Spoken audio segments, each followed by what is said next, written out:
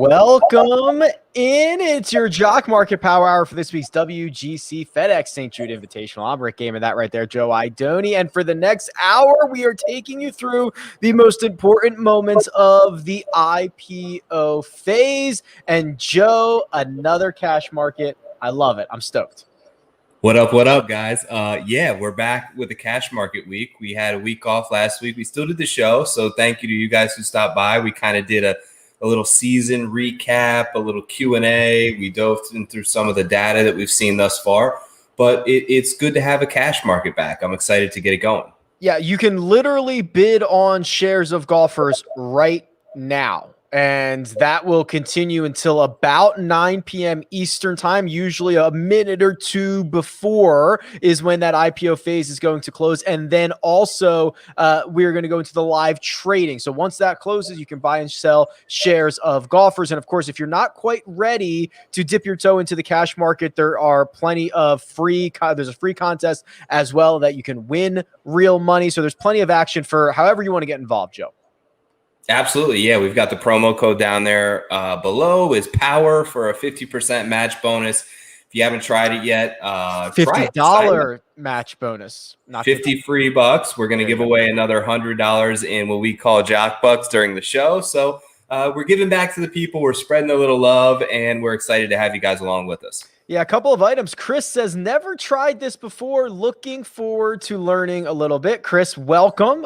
This can be very interactive. If you have questions, concerns, comments, go ahead, throw them in the chat right now. You might as well drop your Jock Market username in the chat right now, because that is how you're going to get entered into a draw to win money, free cash to the Jock Market. And Joe, it is another small field, no cut event, only 66 golfers, and Brent is already beating us to the punch here. This was one of our top outline items that we had to talk through, but Brent says, can you explain the payouts in this no cut small field event? Is $1 still the minimum? Is that still correct? So Joe, let's walk the people through the way this is going to work for this evening. Absolutely. So the way I understand it, in the news that we got this morning from Jock Market, so it's the smaller field size event they have. They did this kind of for some of the WGCs earlier in the year, but basically instead of the normal top 80 paying out more than $1, it's going to be top 50 this week. So you still mentioned a relatively small field. The top 50 guys are going to be above $1, and the curve is just shifted a little bit. So it's going to pay out at the top the same, the normal $25. And everything is going to be on that sliding spectrum for the top 50 guys. For those who finish, 51st through 66, they're still going to pay out $1 a share. So just a little bit different this week. No cut. Obviously, you mentioned everyone in the field is going to have 4 full days of play. So a different way to kind of attack this week, and just something noteworthy. And what that's going to do is it's going to really keep shares of golfers live and potentially enticing all week long, because if you're finishing 41st, that's now a $2 payout, which is certainly something you're going to want to keep an eye on, because if you have somebody hanging around, 50th, 51st, to move up 10 spots, Joe, on a Sunday to WGC, like it ain't no thing. Like you can do that in pretty easy order. No doubt. Usually I think the biggest difference, I think the guys at the top are going in, and with the pass from what we've seen, are going to stay relatively the same in that sort of $10 to $8 range. The big difference is going to be these guys at the bottom, because there's no missed cuts. So usually half the field is out and is paying $1 a share, versus this week you only really have 15, 16 guys. So I think we're going to see those lower tier guys, what we like to coin sort of the penny stocks, actually be a little bit higher in price this week than we see in most, because the floor is so much higher. Yes, and we are also hearing from the team over at Jock Market, apparently shorting golfers is very, very close, which is going to be a complete game changer. It means that you can get action on really on these guys without ever having previously owned their shares. So if you see a guy jump out to an 18-hole, a 36, a 54-hole lead, and you think they're coming back down to earth, Joe, you're going to get an opportunity to short them coming very, very soon. Yeah, this is a game changer, because you can really kind of play both sides of the coin. So we always love Jock Market, Rick, and we always talk about how it's so much different than these other apps and platforms and ways to sort of get involved with DFS or golf gambling, and that you're really just betting on a player to outperform their baseline expectation. Right. Well, now you're going to be able to sort of flip that and bet on them to underperform their expectation when they kind of roll that out. I'm excited to see how it kind of comes to fruition. And it looks like it's coming very, very soon, hopefully for the start of NFL season as well, which is right around the corner, which is a ton of fun on Jock Market. So if you're sort of dipping your toes now, we'll be here all through the fall for you. Yeah, we talk a lot about golf, but there are many other sports on Jock Market. So if you are into other sports, there is a lot of action going on, and certainly in sports that, listen, I don't think they're bigger than golf, but some people, might think they're bigger than golf. That's available on the Jock Market as well. Joe, before we jump into the big board for this week, turn our attention to Memphis in full. What we like to do is our market movers segment. So this is essentially where you and I get to go on record. We pick out one penny stock, one mid cap, and one blue chip stock to keep our eye on over the course of the evening. Let's start at the top. Let's start with the blue chips. Where are you going at the top of the market? Okay, so I made a little last minute switch here at the top, and I want to get some more info from you, but I was going to go Brooks. I know that you're in touch with some boots on the ground, so I have a little bit of concern there, but I think Spieth is a really safe play up there. 4 basically top threes in his last 8 starts. The approach play is dialed in. We know about the sort of smallish green sizes here, but really I think the difference coming into a place like Memphis and these tournaments that have a ton of water lurking this year versus years past is the sort of control and confidence that he has right now with the driver. I've never seen him sort of drive it this well throughout his career. You couple that together, and hopefully he can piece together the other parts of his games that are his strength. And I think that he makes a really safe play at the top, because if you're going to spend top dollar on this guy, you need him to finish inside the top 10 in order to not take a huge loss. I think that he has a ton of upside. I'm going to go with him for my blue chip. All right, Jordan Spieth. I'm so glad you mentioned Brooks Koepka. Mark asked about him in the chat as well. He is actually going to be my blue chip stock. I'm not worried at this moment. So it was reported earlier, and of course, when news breaks that a player withdraws from a pro-am and cancels his press conference on a Wednesday, you start to get a little bit concerned. With Brooks, listen, a lot of these guys kind of just want to take the Wednesday off. They don't want to play in the pro-am. If you don't play the pro-am, you cancel your presser. It's not that big of a deal. There were early indications that he was at least, I don't know how to say this. I don't want to say using the knee as an excuse to get out, but there was like some early indications that that's what was going on. Ryan Lavner reporting a couple of hours ago through Brooks's manager that there is no injury going on. So assuming you believe that, which I don't have any reason to not believe, I think we fire up Brooksy. And with this is the part of, our little industry, Joe. And I think we talked about this a couple of weeks ago. Sometimes you're better off not being in the know all the time. Right? Not hearing this. If you were just not on Twitter on Wednesday, you'd probably be in a much better mindset firing up Brooks, who has just been absolutely dominant. He's been phenomenal. I'm still going to wake up. I'm still going to make sure he's on the putting green and the practice range tomorrow morning for my own peace of mind, but I'm ready to fire him up. I'm ready to go right back to him.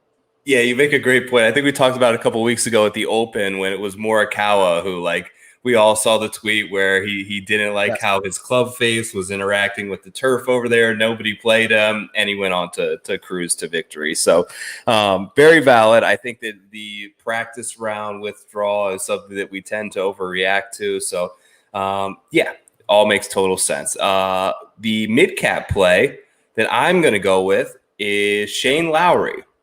So I like Shane a lot this week. I think he has a favorable betting number. I think he's a good sort of somewhat of a pivot play in DraftKings, and he's just been finishing well. 12th at the Open, 4th at the PGA, 6th at the Memorial. These are some of his most recent starts, and a 6th here last year in his debut at TPC Southwind.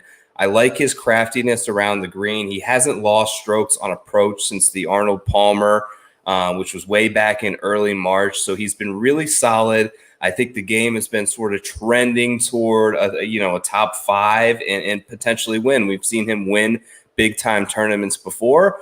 This is certainly a big payday, and I expect Shane Lowry to play pretty well. I love that. Yeah, I think it's 10 events in a row now. He has gained strokes on approach. He's absolutely dialed in. I'm going with Corey Connors, and I think this is the perfect example, Joe, of sentiment. People just like we moved on. We moved on from Corey Connors, and there is no better place to kind of take advantage of sentiment than here in the jock market, because whatever his final price is going to be tonight, I imagine it's not going to be high enough. I imagine he still has that top 20, top 15 upside. This is a place where these greens are small. I want good ball striker. Like, I just think that this is the type of golfer that we exploit in the jock market, while everyone else has moved on to, I've dropped my pen. Everyone else has moved on to other golfers. Yeah, love it. Penny stocks. Let's round this out with your penny stock for this evening. So the one that I kind of really like is KH Lee. So we've seen KH play pretty well on these sort of waterline courses. Like, he played really well at Honda a couple of years ago, played really well sort of through the Texas swing, and he just hits a lot of fairways. His irons can kind of come and go, but he's an above average scrambler in this field. And I think that he's going to be relatively low in terms of price point this week. I think that he may be one of the guys that we've sort of cooled on a little bit, where he went through his hot stretch there where he got his win. And I just think that guys like KH Lee see this as a monumental payday potential in 4 rounds, where it can kind of free them up to go out there and make birdies, which he does at a fairly decent rate. So I like KH Lee as my sort of penny stock. KH Lee for Joe's penny stock. Mine, Max Homa. Had an opportunity to talk to him a couple of weeks ago. Had an opportunity to talk to his caddy a couple of days ago, Joe Greiner. And this, to me, he's starting to lay the blueprint for guys in this range. Really cheap flyer options. He's solid off the tee. He's been better on approach. He has a volatile putter. That is the combination for getting one of these guys super deep down the board and having them with real actual win equity, which is hard to find often on the PGA Tour from some of the guys further down the board. So just to recap, I'm going with Brooks, I'm going with Corey Connors, and I'm going with Max Homa. Joe has opted for Jordan Spieth, Shane Lowry, and KH Lee as our market movers for this evening. Whew. There we go. It's time. It's time to unveil the big board.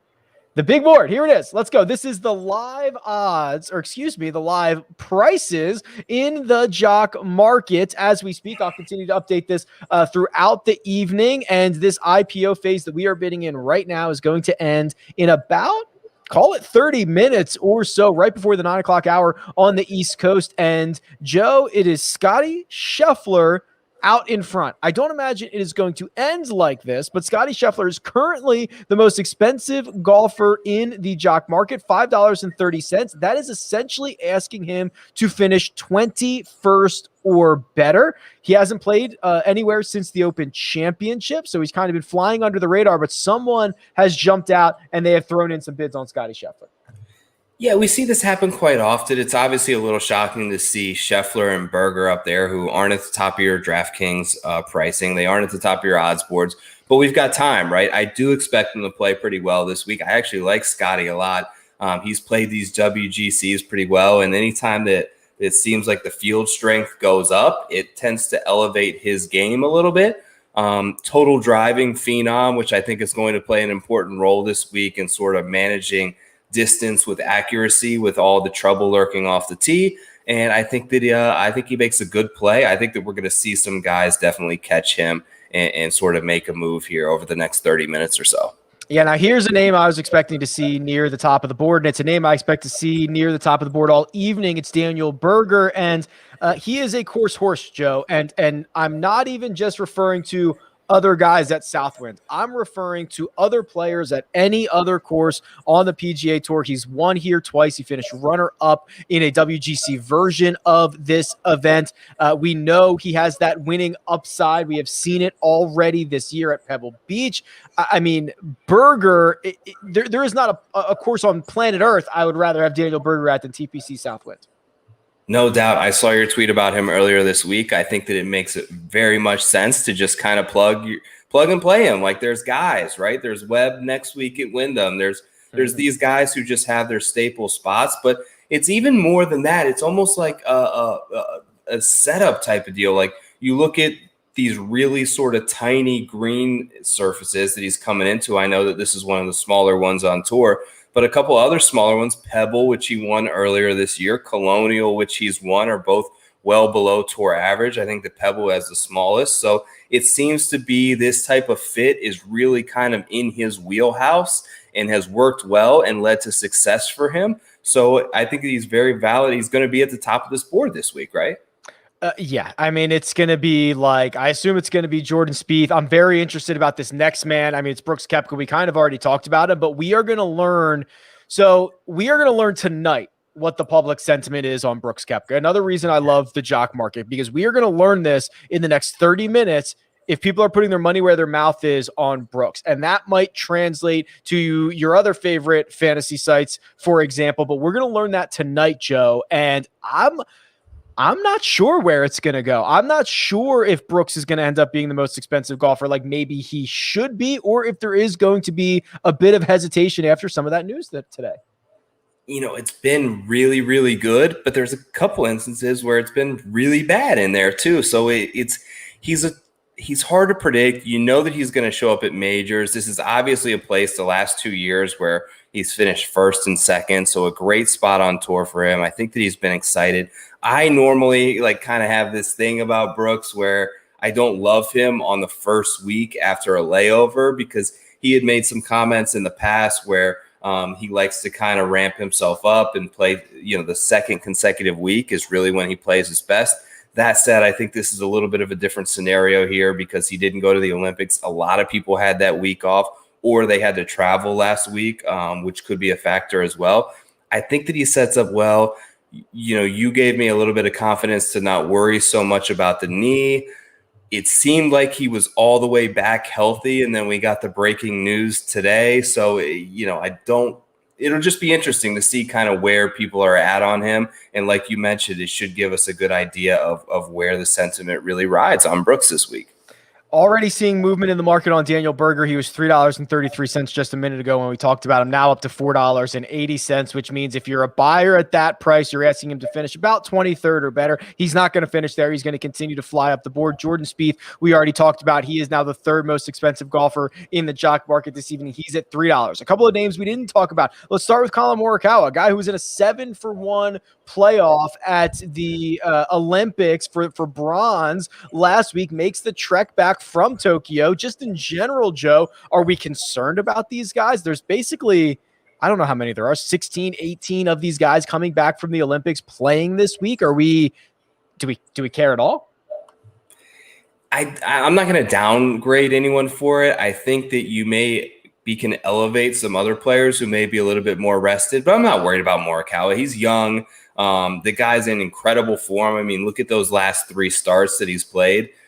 He's been awesome, and that doesn't even include the bronze medal playoff last week where he came in playing pretty well. The iron play is so good. This should be a great course setup for him. Any course should be a great setup for him.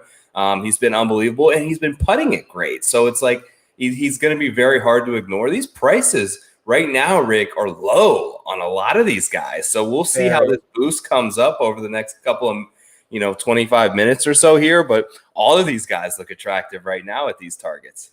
Yeah, exactly right. So that I'm glad you brought up the word target, and maybe people had a week off, they forgot how to put their bids in, but I'm sure they're coming, because every single golfer right now is not going to end probably anywhere near these prices, Joe. So you got to imagine we're working off of targets at the moment. So I know that you work hard each and every week to assign a target price for each one of these golfers that you think is what they're worth or what their fair value is. Why don't you tell us how that process has gone this week for a smaller field event and any adjustments that you might have made because of that? Sure. So I really kind of lean a lot on the fair value projections as sort of where I start. And you can find that information just by clicking on any player on the Jock Market page. It will tell you what their fair value projection is based on, where they rank the player out, in regards to the field this week. Then I kind of take that and just tweak it a little bit in terms of guys that I want to elevate up the list, guys that I want to bring down a little bit. and I try to assign a target price that I feel comfortable with bidding on that particular player. And, it doesn't always work like this because I really kind of can fall in love with some of these guys late. But typically the way that I kind of play that out is once they clear that target price, I'll cross them off and I'll move on to the next guy because, I try to stick to the strategy of that sort of scenario. So, that's basically how I work. I work off the fair value and then I just make adjustments in terms of how I rank them. I love it. And we are now starting to see at least a bit more movement. Dustin Johnson has asserted himself near the top of the board, currently at $4.44. Fair value says he's worth $8.53, which is essentially asking him to finish about 12th or better. Now, Joe, we give a lot of oxygen to Daniel Berger's record at TPC Southwind, but Dustin Johnson's record is almost identical in terms of strokes gained numbers over the course of the last 6 years. He has not been himself this year. I think I'll be the first to tell you that, but he is the number one pre-ranked golfer, which means he is going to break all ties on every single other golfer in the field. How do we assess Dustin Johnson this week? That's important. And we always talk about that projected rank because it does break all ties. And that can be the difference between someone paying out $16 a share and $14 a share. So that can make or break your week in many instances. I've seen it happen personally. So that's important. I think that DJ and JT to me are both kind of similar scenarios where they both play great here. They both should set up great here. We know that they're elite, probably both top 5 players in the world. But there's question marks around both of their forms. I'm kind of hoping that you get them at a little bit of a discount because of that. And we see that, elite drift that we talk about sometimes when, it's so quick in terms of these guys who are the top players in the world getting it back. It's a little micro shift in a swing change or just kind of figuring something out over the course of a day or even on the range that morning that can now elevate them to winning status.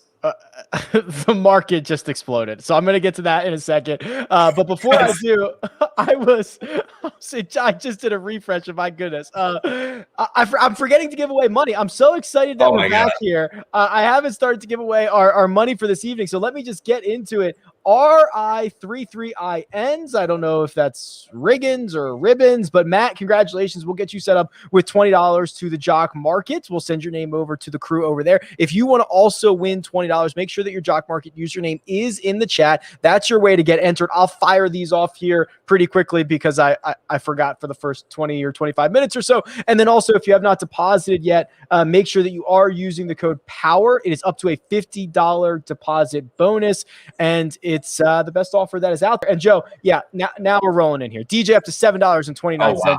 Yeah, Brooks Koepka up to $6. Colin Morikawa $6. Daniel Berger $6. Scotty Scheffler still at $5.50. So we are now with a quintet of golfers over $5.50 with a gap to a couple of big names: Rory McIlroy, Patrick Cantlay, Harris English, Xander Schauffele, Tony Finau. I mean, this field is absolutely stacked. Let's talk about that next tier of golfer because I think there's questions around Rory, whether they're right or wrong. I think there's questions around him. I think there's questions around Xander trying to do it again in a second week. I think there's questions about Harris English in this field and maybe even Patrick Cantlay coming off a miscut at the Open Championship.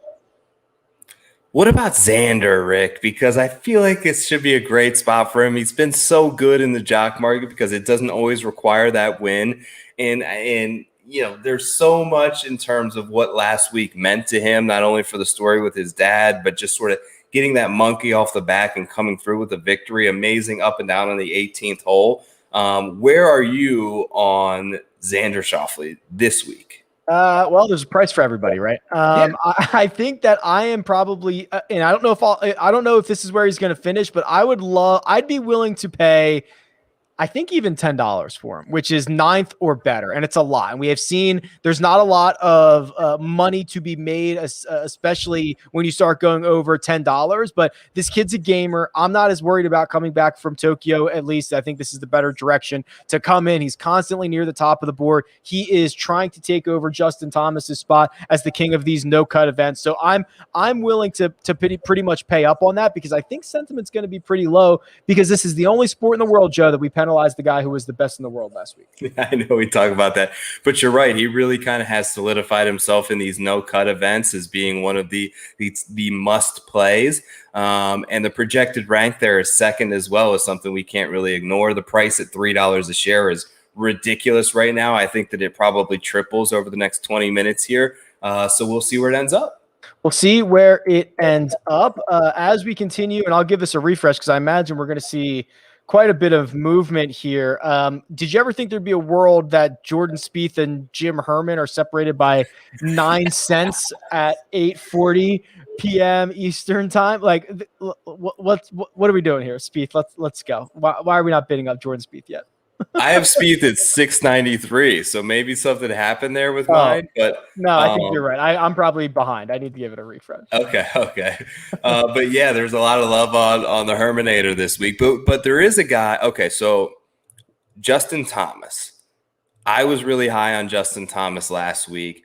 Seemingly made nothing outside of like 8 feet. I thought he actually struck the ball fairly well. And before Xander, JT was this guy who was the no-cut king. Not to mention he's coming back to being a place where he's the defending champ. It feels like a lot of people are sort of overlooking Justin Thomas this week. And the last time that we overlooked Justin Thomas was the Players' Championship, and he came out and won. Yes. Yes. So I am certainly worried about not having enough exposure to Justin Thomas, who is an elite player. I think there's no doubt about that. My only issue is that his weapon, the approach play, hasn't been particularly good, and JT doesn't usually flip a switch. You usually see it coming. He builds towards something. So we'll see. I do love the idea that he's now getting 2 weeks in a row of 4 guaranteed rounds. I do love that. So I think he is the X factor this week. Whether you have him or not, I don't think you're comfortable with it. And we're going to find out at the end of the week who was right and who was wrong. But he's a very interesting player this week. So we'll see. Yeah, I think I think I may be a little bit more bullish in what feels like kind of a somewhat of a buy low spot on JT. I would have been a buyer last week at the Olympics and been wrong. But there wasn't a market for that. So maybe I'll dip my toes in this week and see where things end up. Let me give away some more cash here. This one is going to Lake Dog. Congratulations, Lake Dog. We'll get you set up for $20 in your account. If you also would like to win free money, which I can't imagine you wouldn't like to win, go ahead and drop your Jock Market username in the chat. That'll get you into a draw. I still have 3 more to give away this evening, and I will do that as we go on here. And Joe, what do you think? We are probably 15 minutes out from this IPO phase closing, usually within a minute or two of 9 p.m. Eastern time, right? Yep. Yeah, a minute or two. It's good. There's a 90-second window where it can close. Sometimes we see the early, sometimes we see the late, and there's sort of pros and cons to both. But yeah, we know that those last 5 minutes, things shift up and down. So it's important, I think, at this point to make sure that you lock in kind of on the guys that you're targeting. And I typically like to put in like a share or two of a guy just to make sure that they're in your holdings. And that way it's a little bit easier to monitor where their active price is versus what your bid price is. Yeah, we are seeing the market shake up here or, solidify a little bit here. Dustin Johnson at the top, $7.51. If you're a buyer of Dustin Johnson at $7.51, you're asking him to finish 14th or better. And Jordan Spieth finally breaking through the $7 mark. No problem there. Here's the name, Joe. Louis Oosthuizen in a flat $6. At that price, you're asking him to finish 19th or better. That has seemingly been a piece of cake for Louis. He doesn't do anything but finish 19th or better. Doesn't do anything but finish second or third. I mean, it is really an impressive season that he's putting together, and I wonder if this price is going to continue to climb as we get closer to this IPO closing. I mean, look at that. I mean, his worst finish since the Masters is an 18th, and he's got T8 or better in 5 of his last 6 starts. It's unbelievable, the run that he's on right now. And I don't see any reason why it doesn't continue this week. He's been doing it in the strongest of fields in the best events. So I don't think the WGC is gonna scare him off. It's not like he's been beating up on weaker fields. and he's just playing so well. He does everything that you want to see at this course. He strikes his irons great. He's putting it unbelievably, and he hits a ton of fairways off the tee. I think this is another week where you can go back to Louis and feel pretty good about it. Go back to Louis and feel pretty good about it. Okay, you're certainly not going to hear me argue much. Let's go further down the board here, because in this field there are a lot of really good names that I think are going to come in cheaper than people expect. Cam Smith, $2. Sergio Garcia, $1.50. Joaquin Niemann, $1.50. Hideki Matsuyama, $1.30. I'll give this a refresh, Joe, but like there are a lot of valuable big name players that are less than $2 at the moment. I was gonna say, like, we got guys in the chat. What are we doing with Hideki right now? $1.30. I know that there are some concerns, and I think a lot of them rest on. There was a lot of expectations last week, being over in Tokyo, being in his home country. He wanted to perform well. You could kind of see it, the weight on his shoulders last week as he played, as he was sort of cringing when he wasn't hitting it to 5 feet. But that's kind of what he does. And you wonder if there was extra media obligations and stuff like that he had to do off the course with the Olympics being there, and he's sort of the celebrity. But $1.30 on Hideki is ridiculous. We've moved him to $1.76. Yeah, I mean that is asking him to finish in a no-cut event as one of the best ball strikers on planet Earth, 43rd or better. 43rd. I think in a 60-man field. In a 60-man field. I think the Mojo King is right. The last-minute bidding is going to be bonkers. Everyone seemingly waiting around, but I can't imagine there's enough bids to come in to get all of these guys up to the prices that I think they should be at. Yeah, it seems like everyone is quite low right now. So I think he's right. I think a lot of people are kind of waiting for that last minute, but as we've seen many times, you can kind of be stuck holding the phone and end up with no shares. So don't wait too long, especially if you see someone that you really like in this dollar range. I mean, Patrick Reed's down there. Phil Mickelson has a great tracker record here. I'm pretty bullish on Sam Burns this week. I mean, these guys are all in the $1 range in a no-cut event with 60 players. There's just so much upside there if you're bidding $2 on one of these guys in terms of where that they can finish. I just refreshed this like a minute ago. Xander Schauffele, $3.25. I have to give that another refresh because he is also the second pre-ranked golfer, meaning the only guy he is going to lose a tiebreaker to, should it come to that, is Dustin Johnson. And he is $4.01. The gold medalist, asking him to finish 27th or better in a 66-man field. It's absolutely bonkers, the prices that we're seeing right now. The one name that I don't think we have talked about, and I don't think has been talked about much, Joe, is Terrell Hatton. And he's at $3.46. He has never really had a great major championship record. He's coming off 2 consecutive missed cuts at majors, but it was just 3 starts ago that he finished runner-up at Palmetto. Is this the sleeping giant, a guy who hits his irons well, plays well on difficult golf courses? Is this the guy? Yeah, plays well on Bermuda, and I think that there are a lot of fair links to this course in some of the Florida tracks where he's played really well at. You mentioned the T2. Some of the approach numbers are like off the charts recently in like his last 4 rounds, where there's been times where he gains 6-7 shots on approach. And just giving a guy like Hatton 4 guaranteed rounds, like it feels like he's always got a 64 or 65 in him. If he can just break 70 the other 3 days, he's going to be right there. And he's got a win rate over the last 3 years that's as good as just about anybody. So yeah, I bet Terrell Hatton this week. I feel really good about it, and I just feel like he's coming in a little bit overlooked off of he was really popular at the Open, and I think for a lot of good reasons. So he burned a lot of people there, missed the cut at the U.S. Open, but going back a little bit more long term, if you look from a wider lens, he's a great player. Yeah, absolutely. All right, here's what we're going to do. So we are kind of bearing down on the end of IPO here, probably in the next 7 or 8 minutes or so. Right now, I'm going to give away $20 more to the Jock Market. That's going to go to Blake. Blake, congratulations. We'll get you all set up with your $20 over the course of the next few days. And if you would also like to win $20, go ahead, drop your Jock Market username in the chat. That gets you entered into the draw. If you haven't downloaded yet, use the code POWER. If you haven't hit the like button yet, might as well just do that while you're hanging out and rocking and rolling there. So we've got 7-8 minutes, Joe, and usually in the last 4 or 5 we let you go do your thing. You can have at it, build up your portfolio. Now with a week off, and remember we deep dove the data last week, has your strategy changed at all leading into the frenzy that we are going to see here in the next 10 minutes or so?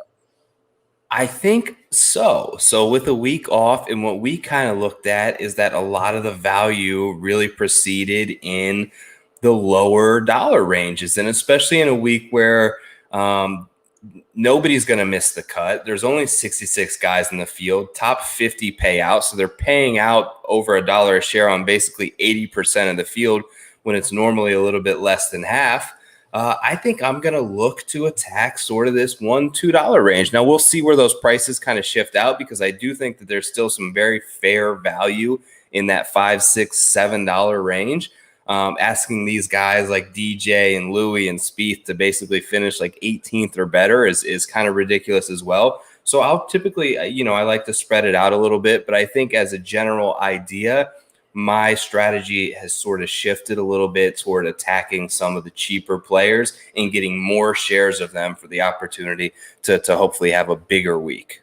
Jordan Spieth has taken over the top spot in the Jock Market this evening, $7.55, which is essentially asking him to finish 14th or better. If Joe is focusing down on some of the cheaper options, here they are. A couple of winners already this year: Phil Mickelson, Lucas Glover, Sungjae Im, who, to his credit, not to his credit for the first 2 rounds, was absolutely horrible on approach in Tokyo. Much, much better over his final 2. Maybe he found something there. But Joe, this looks like the range that you're going to be looking in this evening. Am I right?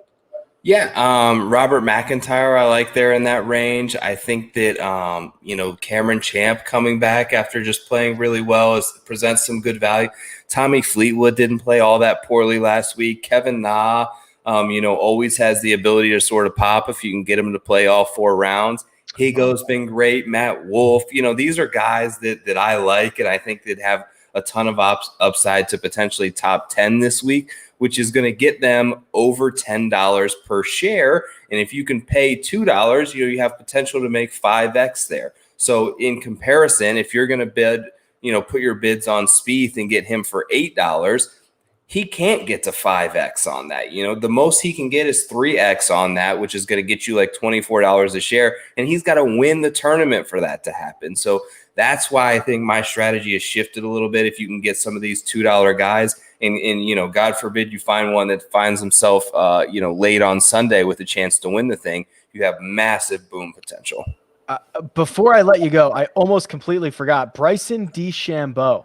We have not, 39 minutes into the show, we have not talked about Bryson D Chambeau, who at the moment looks like this might be the cheapest he will ever go for. Now, we have well documented over the last couple of weeks and months that he has not been a very good Jock Market player. In fact, he has not returned to a profit since the Wells Fargo Championship. There was an ESPN article that he has lost 8 to 10 pounds in the last 2 weeks after testing positive, and he seemed very...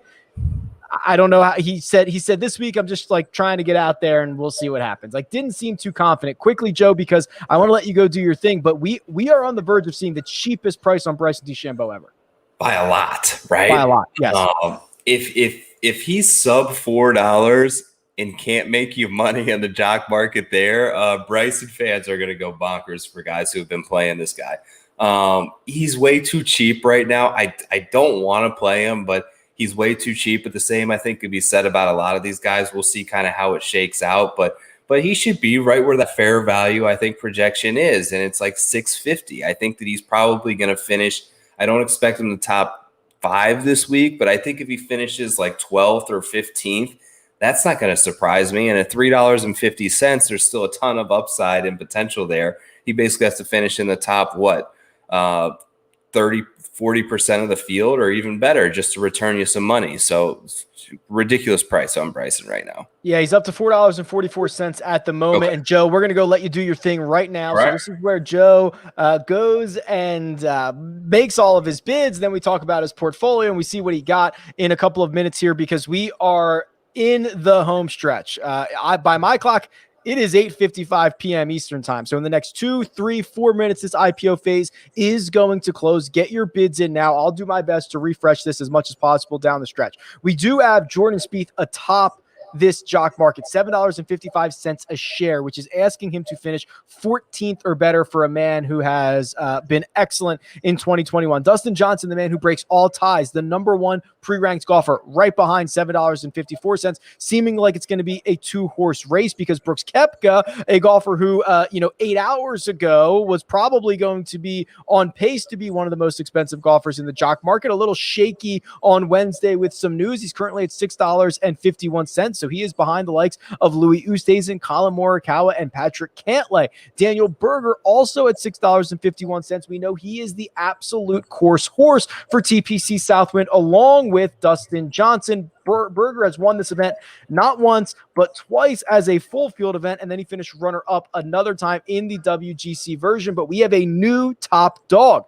It's Colin Morikawa, the Open champion, our champion golfer of the year, the man who missed out on a bronze medal in a playoff last week in Tokyo, is now $8.26. The public saying small greens, no problem for Colin Morikawa, who at $8.26 needs to finish 12th or better. A huge jump in the last minute or so. Jordan Spieth, Dustin Johnson still behind. We are seeing finally some steam on Xander Schauffele, the man who just donned the gold medal last week, $7 even. That means if you're a buyer at $7, you're asking the gold medalist to finish 15th or better. We are seeing movement on Victor Hovland, $6.51. We're seeing movement on Justin Thomas, $6.40. Even Webb Simpson making a move, but the man not really making a move is Rory McIlroy. He'll be back in a hat this week, but he is $5.55, which means you're asking him to finish about 21st or better to return you a profit in the cash market. We are in that window right now. This IPO phase can close at any moment. It's 8:57 p.m. Eastern time by my clock. 90-second window in which this IPO phase is going to close. It is still Colin Morikawa at the top.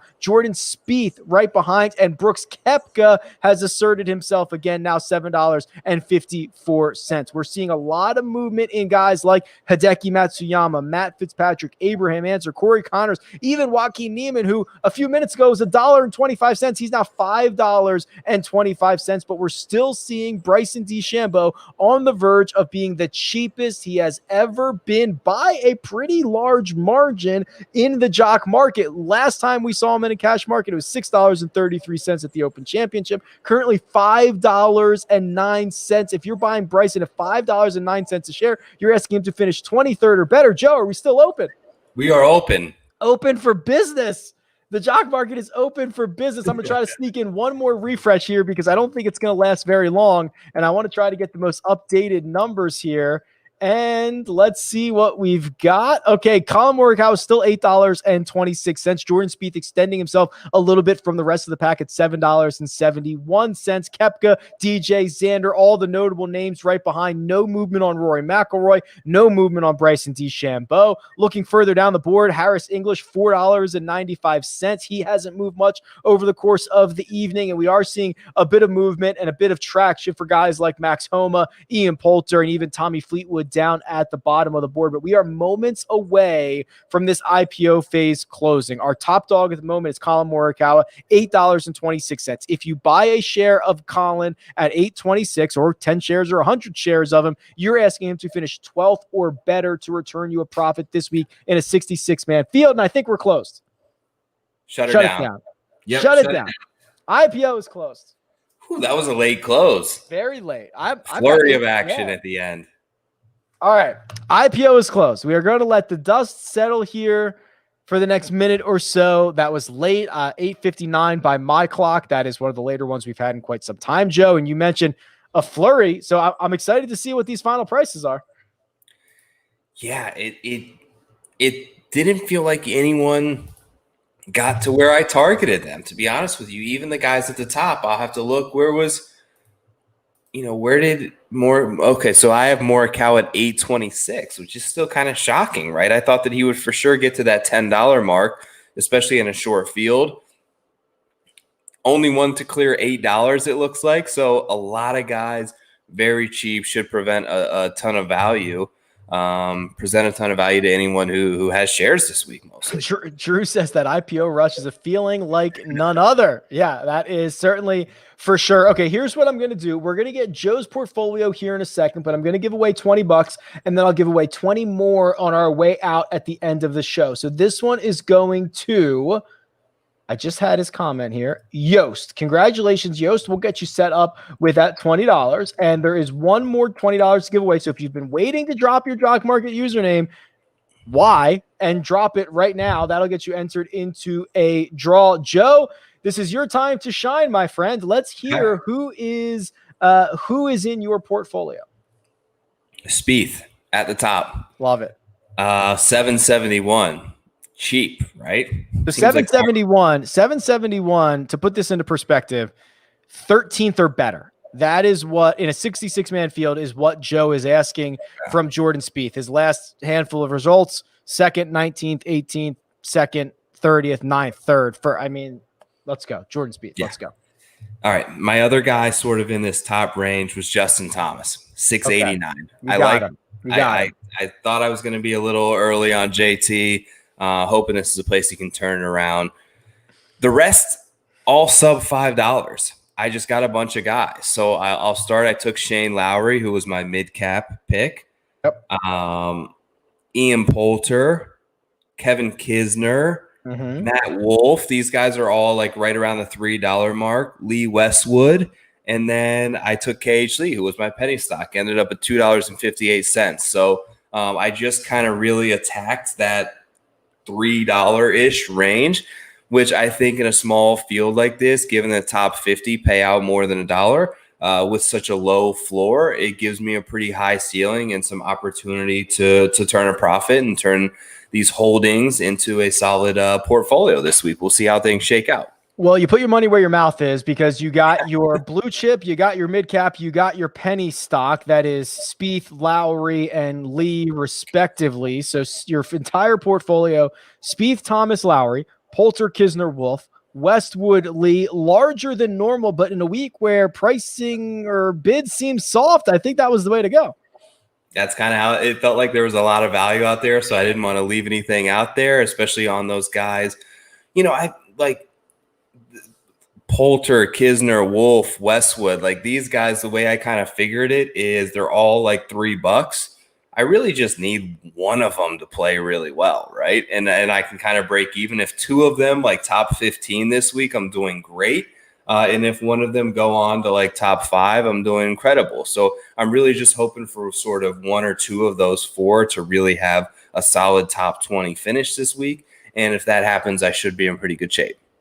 Yeah, so here's the big board. Colin Morikawa ends up as your most expensive golfer, $8.26. There were 5 other events in which Colin Morikawa has been more expensive. Sony, RBC Heritage, Charles Schwab Challenge, the Players, and the Memorial, all of those full field events, a lot of them much stronger fields than what we are going to get this week. So Colin Morikawa at $8.26, certainly seeming like a very good deal. Jordan Spieth at $771, kind of the same thing. He is usually more expensive than this. Are there anything...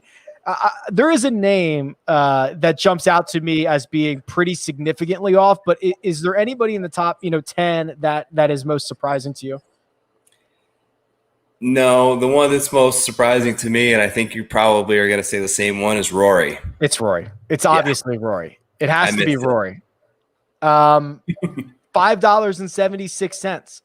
So that is asking Rory Mcilroy. Not sure if you've heard of him. Rory Mcilroy.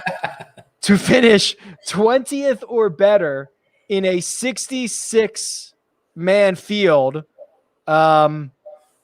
It's pretty wild. It's pretty wild. especially off playing pretty well last week, right? He got himself into that sort of playoff. Him and he Hideki wasn't both were in that playoff and both finished at like $5.75. right. I think Rory has the most upside of anyone given where his price is, because there's a lot of ways that this can play out where he ends up hoisting a trophy on Sunday and it would surprise nobody. So $5.76, by far the cheapest by like $1 that I've seen him.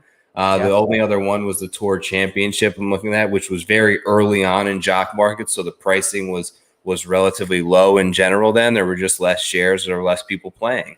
But still $1 cheaper than that now. He still returned 33% that week. The price is outrageous. And that's one that, caught up in the flurry of the last 5 minutes that I missed. And I think a lot of people will admit who don't have shares of Rory, they probably missed that one as well. I love Webb Simpson, but in no way should Webb Simpson be more expensive than Rory McIlroy this week. And Austin puts it a good way. He says, and I quote, Rory's price is a joke. Scooped up 70 shares of Rory McIlroy. So to put that into perspective, if Rory wins this, and I'm going to do the math quickly in my head, Austin alone on Rory, if he holds, would stand to make, what's that, about $20 a share, about $1,400 on Rory. Am I doing that right? 20 times 70? Yeah. There you go. Very cool. Good luck, Austin. A little bit further down the board. So it happened. Yeah. Here's Bryson, the cheapest he's ever been by a pretty significant margin, $5.09. He was $6.33 at the Open Championship. He was $6.50 at the Tour Championship, the very first cash market that ever existed last year. So this is the sentiment on Bryson can only be described as rock bottom. Right. Yeah, rock bottom. And even these couple of guys under him, like Hatton has never, from what I'm seeing, has never been sub $5. Will Zalatoris, I don't think, has ever been sub $5. So just value all over the board. It appears this week, and hopefully everyone here makes a lot of money. Yeah, so now it's going to make it pretty interesting because now we enter the live trading version, the live trading phase, and a lot of the shares are already in the positive, Joe. I imagine as you look through your app, you've got a lot of green numbers next to them because we're going to have a lot of guys who are already outpacing their finishing position. Now, in a week like that, are you more apt to hold on to these guys because there's so much built-in value, or I don't know, you know what I mean? Like it's kind of an interesting dynamic. Totally. Yeah. I can see it going both ways. I can see what you're saying about how you got in at such a good price. Do you just want to hold and see how things go? But also I think around that halfway point, you're also at the same side in at such a low price where if someone makes you a $10, $12 offer on almost any player on the field, you can double your money per share. Maybe that's worth taking it, right? It's like not a bad scenario either way that you slice it. I do think that there will be it feels like there's going to be a lot of in-play trading this week. Hopefully that continues to ratchet up in the future. It just makes this more fun. Especially because everyone is going to be involved for all 4 rounds as well, right? You're not going to have the cut quest. You're going to have 66 golfers, 4 rounds of it with the top 50, pay out the way the curve that it is, and the built-in value. There is seemingly a lot of incentive to be active in the live trading portion of this. Should be a great week. We've got the sort of end of the season coming up here. We got a bunch of no-cut stuff throughout the playoffs as well. So we'll see if those kind of mirror this week in terms of value, but a ton of opportunities for myself and those of all of us who are here. So looking forward to it greatly. Let me do this. Hit the like button for me. Thank you very much. I'm going to give away $20 more, our final $20 right now. It's going to go to Andy. A.D. Smith, congratulations. We will get you set up, Andy, with $20 to the Jock Market, and we will give away 100 more next week for Wyndham. If you have not deposited yet, use the code POWER, up to a $50 deposit bonus. Joe, you mentioned it. We have Wyndham next week. We've got the playoff run. I think there's 1 week off. 2 weeks. I mean, whatever it is, it's not much. So this is a stretch of golf that is going to continue essentially until Thanksgiving. Yeah, until Thanksgiving, and then we get that little 5-6 week break there. But yeah, we have the whole fall swing after that. We'll have cash markets for every one of them. We'll be right here for Jock Market Power Hour every Wednesday at 8:15. So it's been an exciting year in the jock market, and we've basically been doing this show since January. So it's been a ton of fun. Thank you guys all for coming along the ride with us, and we appreciate it. Hope you all have a great week. Yeah, absolutely. Follow Joe on Twitter at TourPix. You can follow me at RickRunGood. This has been your Jock Market Power Hour for this week's WGC FedEx St. Jude Invitational. Best of luck, and we'll catch you next week.